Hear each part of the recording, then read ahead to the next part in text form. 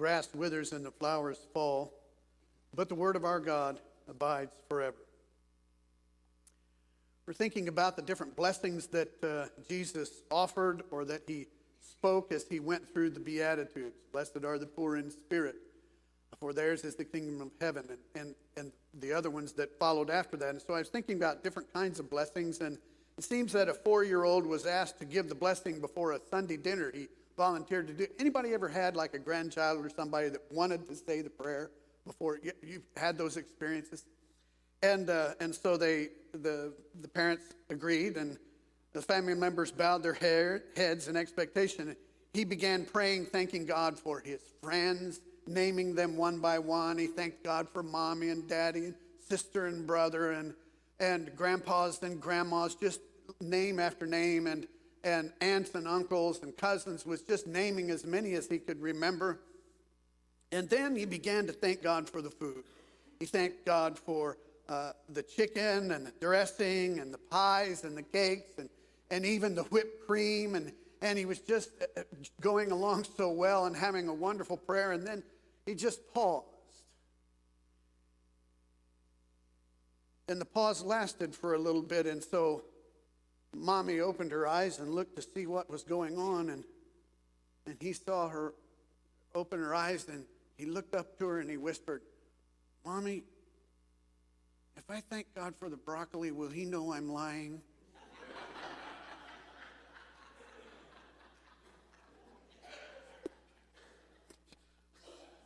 I think God is blessed by our honesty, don't you?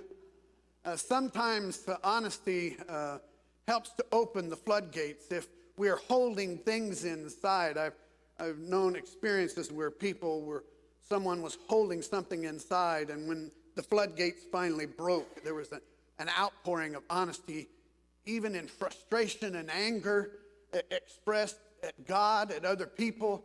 But in the process of that pouring out, that opening up, and that honesty before God, God was able to do something special in his heart. I think God is blessed by our honesty. I also think God is blessed by our decision to pardon. Jesus said, "Blessed are the merciful, for they shall receive mercy." God is blessed when we show mercy. Are you thankful for God's mercy today? Anybody? Amen? I'm thankful for God's mercy today. I'm thankful that God did not wait for me also to show mercy before he offered mercy and pardon. Sometimes we read that verse, "Blessed are the merciful, for they shall receive mercy," and we treat it as if it's a payment. But in Nehemiah, some of the Levites led the people of Israel in praising God, and a part of what they said was from Nehemiah chapter 9, speaking to God, "You are a forgiving God, gracious and compassionate, slow to anger and abounding in love." Some of the other translations offer it like this, "But you are a God ready to forgive." And the American Standard Version says, "Thou art a God ready to pardon." Ready. It talks about God's readiness to forgive. And aren't we thankful for a God this morning who is ready to forgive and pardon? The Apostle Paul was inspired to write that God demonstrates his love for us in this: while we were yet sinners, Christ died for us. And so God demonstrates how ready he is to pardon and forgive. And Jesus demonstrated God's love and mercy before we knew we needed it. And the death of Jesus on the cross is proof that God stands ready to forgive, ready to pardon, just with a disposition of forgiveness. And even more than standing ready to forgive, Jesus provided for our pardon by paying the debt we owed. God is ready to forgive, ready to pardon. I heard a story about an attorney who, after meditating on several scriptures, God had been dealing with his heart for quite a while, and he had searched the scriptures, and he felt really convinced of God that he should forgive some of the debts that people owed him. And so he wrote 17 different letters to different people, and by certified mail, and explaining to them that he wanted to cancel their debt. And one by one, the letters were returned by the Postal Service, unsigned and undeliverable. He thought that perhaps maybe one or two of them would have been a change of address, moved away or something, but kind of unlikely. But eventually, 16 of the 17 letters had come back to him because the clients were convinced that he was probably getting ready to sue them to collect the debt.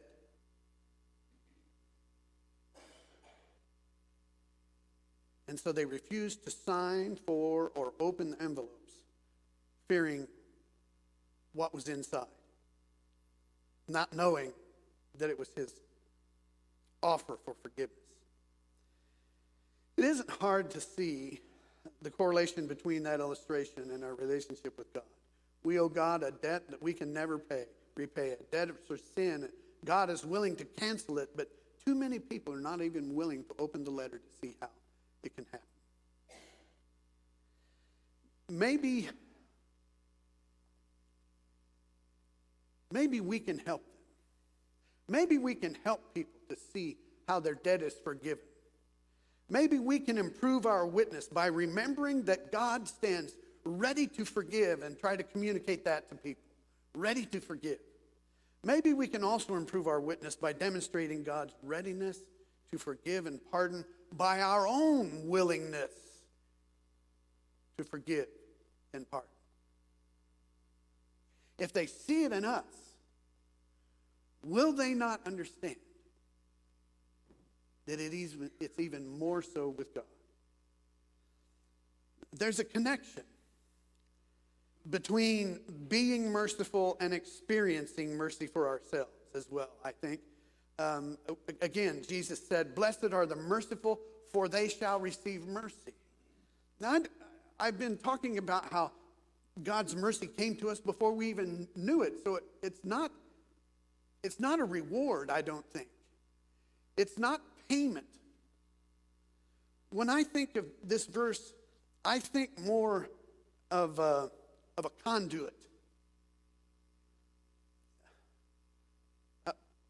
When I let mercy flow, I will experience it for myself as I enable others to know the mercy of God as well.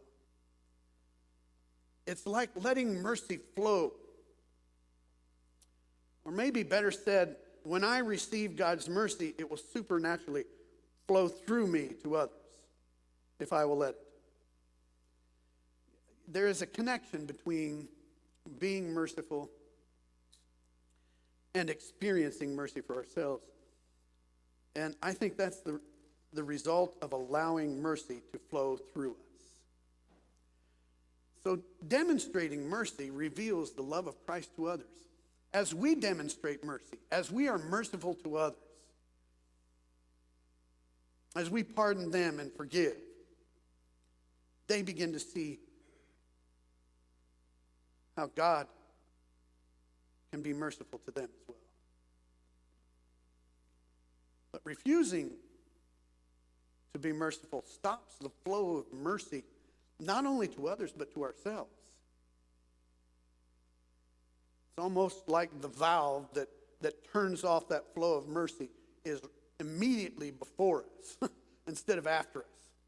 So that when we turn off mercy flow, it stops for us as well as for those who would come after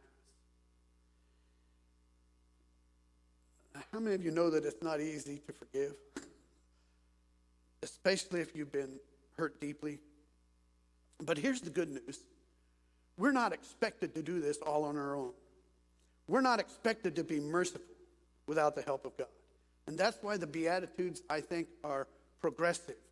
They're addressed, first of all, to believers, those who are following Jesus, his disciples who gathered around him, and they are sequential. It seems to me that there is kind of a sequence in these different Beatitudes. First one starting off, blessed are the poor in spirit. So if we admit our need for God, and then we mourn our sins, living under the control of the Spirit and seeking to be righteous in every relationship, then we can be empowered to the extent that others will receive mercy as well, as we share the mercy which we have received. So experiencing true pardon really motivates, I think, each of us enough to see the desire for others to experience that mercy as well. Matthew chapter 18, verse 33 that Jeff read so well. Shouldn't you have had mercy on your fellow servant because I had mercy on you? It's like the king was saying, did you really receive the mercy? Or did you think that you earned it? I mean, why would a person who had been forgiven such an enormous debt that it would be impossible for them to repay? Maybe they hadn't really experienced it as mercy. It's almost like the king was asking, doesn't it mean anything to you that I forgave you the debt that you could never repay?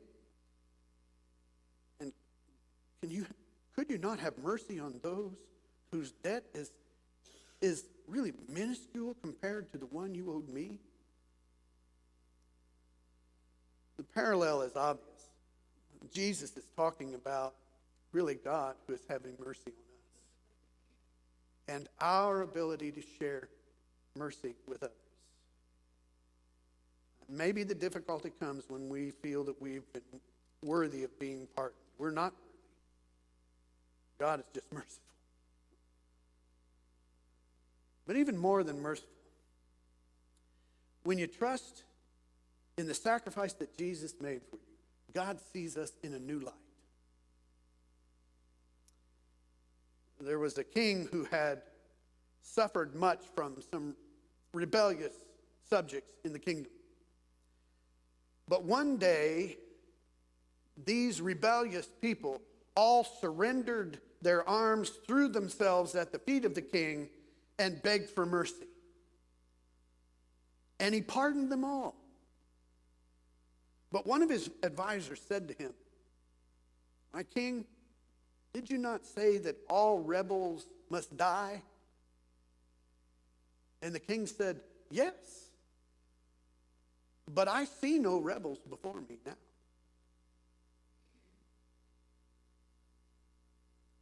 That's how it is. He sees us in a new light. He doesn't see us as rebels and sinners, but he sees us as those for whom Christ died.